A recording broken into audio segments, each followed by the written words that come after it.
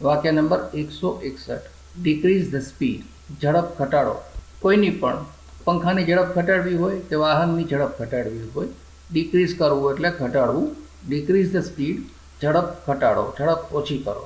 વાક્ય number 162 I have N MI mobile, મારી પાસે એમઆઈનો મોબાઈલ છે. અહીં એમઆઈમાં એમથી શરૂ થતું હોવા છતાંય આગળ આર્ટિકલ એન એટલા માટે લાગે છે કે એમ ભલે પોતે વ્યંજન છે પણ ઉચ્ચારણો એમ અથી શરૂ થાય ને એમ આઈ એટલે ઉચ્ચાર પરથી આર્ટિકલ લાગે, એટલા માટે આમાં આર્ટિકલ એન છે. I have an M I mobile, મારી પાસે એમ આઈ મોબાઈલ. આનો ઉચ્ચાર ઘણા મી પણ કરે છે તો આર્ટિકલ એન ના આવે, એ આવે I have a me mobile.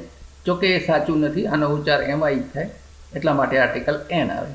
વાક્ય number 163 I have a Samsung mobile, મારી પાસે સેમસંગનો મોબાઈલ છે. તો આમાં આર્ટિકલ એ આવે કારણ કે એસ એ વ્યંજન છે. વાક્ય નંબર 164 I have an iPhone, I એટલે સ્વર માટે આર્ટિકલ એન આવે, મારી પાસે આઈફોન છે. I have an iPhone. વાક્ય નંબર 165 my mobile has 3 cameras but the picture quality is not good, મારા મોબાઈલમાં 3 કેમેરા છે પણ તેમ છતાં પિક્ચર ક્વોલિટી એટલી સારી નથી. વાક્ય number 166 my mobile has a 42 megapixel camera, મારા મોબાઈલમાં 42 મેગાપિક્સેલનો કેમેરા છે.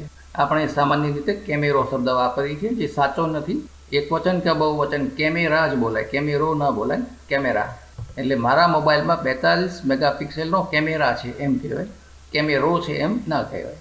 વાક્ય number 167 your room is messed up let me arrange it, તમારો ઓરડો અવ્યવસ્થિત, મને ગોઠવવા દો. તમારો રૂમ અસ્તવ્યસ્ત છે, મને એને વ્યવસ્થિત કરવા દો. મેસ્ડ અપ એટલે અસ્તવ્યસ્ત, તમારો રૂમ અસ્તવ્યસ્ત છે. લેટ મી અરેન્જ ઇટ એટલે અરેન્જ એટલે ગોઠવણ કરવી, વ્યવસ્થિત કરો, મને એ વ્યવસ્થિત કરવા દો.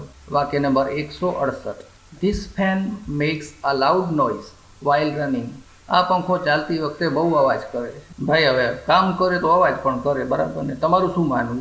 કામ કરે એ જ મહત્વનું છે ને, ભલે અવાજ કરે. તમારું શું માનવું છે કોમેન્ટમાં જરૂર જણાવો. વાક્ય નંબર 169 કીપ ધ રેગ્યુલેટર એટ 2, પંખાના રેગ્યુલેટરને 2 પર રાખો, પંખો 2 પર રાખો. વાક્ય નંબર 170 કીપ ધ ફેન એટ 5, પંખાને 5 પર રાખો, પંખો 5 પર રાખો, રેગ્યુલેટર 5 પર રાખો. કીપ ધ ફેન એટ 5, પંખો 5 પર રાખો.